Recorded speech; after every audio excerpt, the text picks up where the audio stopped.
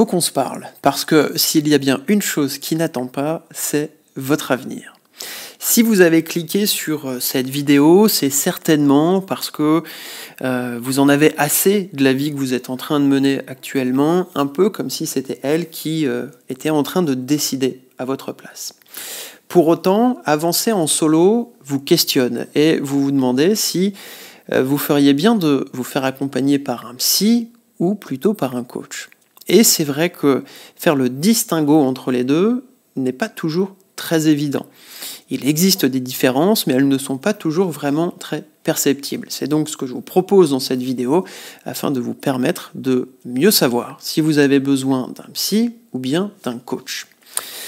Et puis avant d'entrer dans le vif du sujet, j'aimerais tout de même préciser une chose, parce que l'objet de cette vidéo n'est pas de créer un conflit entre les psys ou les coachs, qui restent finalement deux domaines très complémentaires et qui ont une mission commune qui est celle d'aider les gens, vous, les coachés, les clients, les patients, à trouver de la stabilité dans une période de changement ou une période d'incertitude. Premier élément de différence qui vous permet de distinguer si vous avez besoin d'un psy ou plutôt d'un coach, c'est l'élément temporel. Un psy va se concentrer souvent sur le passé pour comprendre et résoudre des problèmes d'ordre émotionnel ou mentaux. En revanche, un coach professionnel, lui, va se focaliser sur le présent et aussi sur l'avenir pour aider ses clients à atteindre des objectifs. À cela, j'ajouterais également donner un sens à la vie, parce que ça, c'est ma spécialité en tant que coach, c'est ma vision du coaching, c'est ce que j'aime aller chercher avec mes clients, emmener au-delà de l'objectif pour vraiment conscientiser l'impact que chacune et chacun peut avoir sur ce monde. D'ailleurs, vous connaissez peut-être le mythe de Sisyphe, cette histoire où Sisyphe est condamné à pousser éternellement un rocher en haut d'une montagne, seulement pour la voir sans cesse retomber. Eh bien, Albert Camus, le philosophe, y voit une métaphore de la condition humaine, mais il nous rappelle aussi que le sens n'est pas dans ce que l'on trouve, mais dans ce que l'on crée.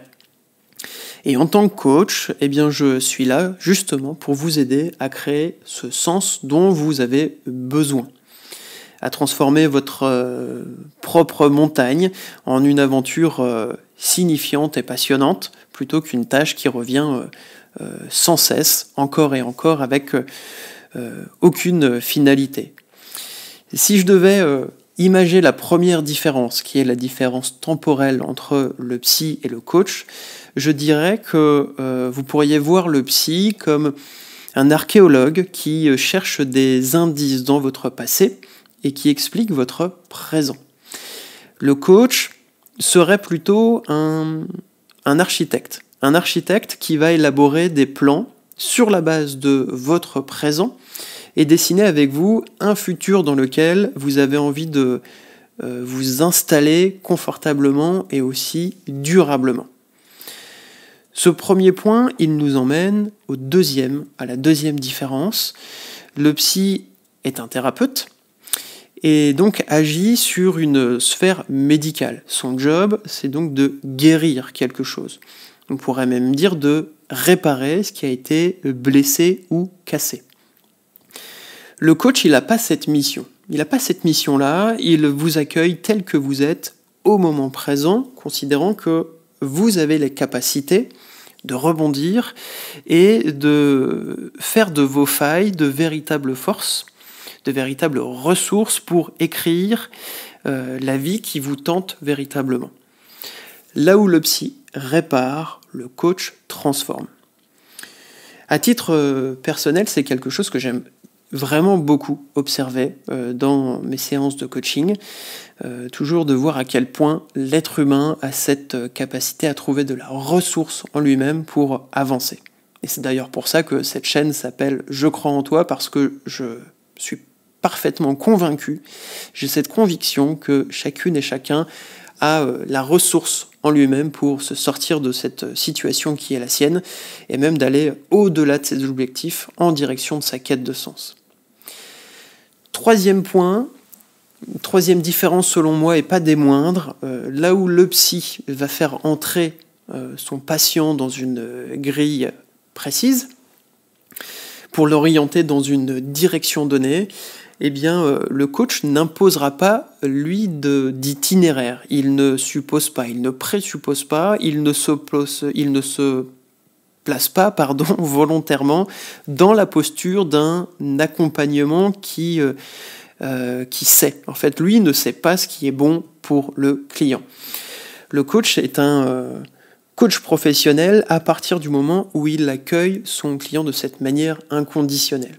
Donc, si vous ressentez le besoin d'être conseillé, voire même piloté, eh bien, je vous conseille plutôt de vous orienter vers un psy, alors que si, au contraire, c'est essentiel pour vous d'aller stimuler des ressources qui vous appartiennent, ça sera plutôt avec un coach que vous serez le plus à l'aise. Avec un coach, c'est vous qui pilotez et le coach est en quelque sorte ni plus ni moins qu'un copilote. Quatrième différence, quand vous vous lancez dans un accompagnement en coaching, il sera question de mettre en place un accord contractuel ou à minima verbal, avec une durée déterminée, un nombre de séances définies et une fréquence de rendez-vous. Il y aura également des moments importants comme un moment de bilan de mi-parcours et un bilan à la toute fin. En quelque sorte, c'est comme si vous étiez engagé en CDD avec un coach, alors qu'avec un psy, au contraire, vous êtes sur une démarche type CDI. C'est-à-dire que, d'une part, il n'y a pas de durée déterminée, il n'y a pas forcément de fréquence préétablie, et je dirais même qu'il n'y a pas de contrat avec un psy, puisqu'il n'y a pas non plus cette notion d'objectif qui est contractualisée. Autre point avec cette cinquième différence, et qui complète finalement la précédente, c'est cette notion d'objectif que je viens d'aborder. Dans ce contrat écrit ou verbal, figure un objectif qui est clairement défini entre le coach et son coaché. Quand on parle d'objectif, il peut être personnel comme professionnel, mais disposant toujours de facteurs qui vont permettre de venir quantifier, de venir évaluer et mesurer des choses, donc d'obtenir vraiment des résultats, de savoir où est-ce que l'on se situe sur ce chemin que l'on a initié. Si cette idée de KPI, d'indicateur, finalement est quelque chose qui vous stresse, et que l'idée d'objectif, c'est pas quelque chose qui vous parle, c'est une bonne idée de se tourner plutôt vers un psy. Au contraire, si le fait de ne pas avoir de cap à tenir, de ne pas avoir une espèce de ligne directrice, de cible, eh bien là, vous serez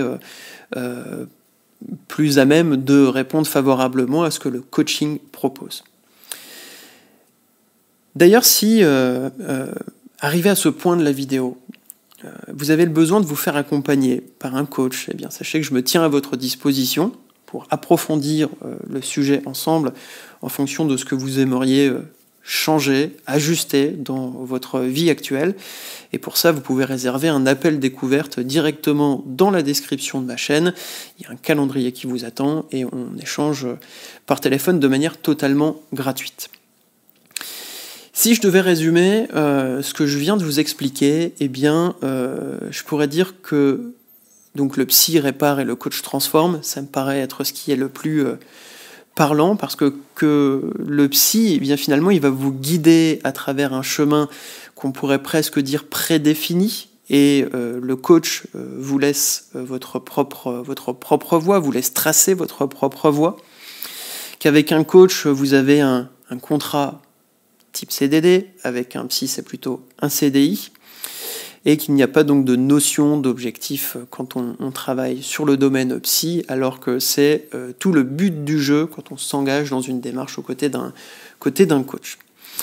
Avant de conclure, j'aimerais quand même aborder un point important, pour ne pas dire majeur, et qui réunit finalement psy et coach.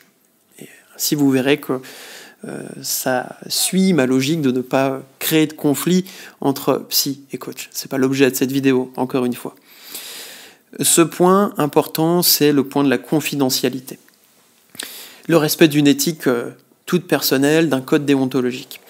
C'est vraiment ce qui réunit ces deux métiers, donc quoi qu'il arrive, que vous décidiez de vous faire coacher ou accompagner par un psy, dans les deux cas, vous pouvez avoir l'assurance que ce que vous allez dire en rendez-vous ou en séance restera dans cette bulle qui à la fois est sécurisante et permissive, où vous pourrez dire absolument tout ce que vous avez envie de dire et aussi tout ce que vous avez envie de mettre en pratique.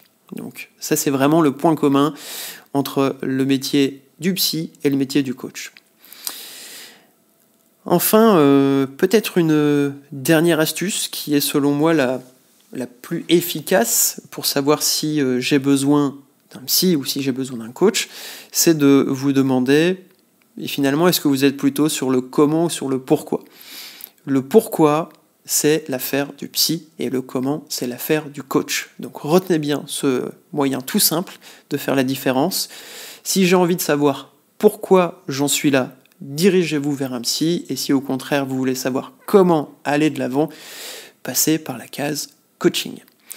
Je vous invite à poursuivre la discussion en commentaire, ici ou ailleurs, également sur Instagram si vous me suivez sur cet autre réseau. Et puis n'oubliez pas de liker ces vidéos, de la partager et pourquoi pas de vous abonner. Et je vous dis à très bientôt ici ou ailleurs. Salut!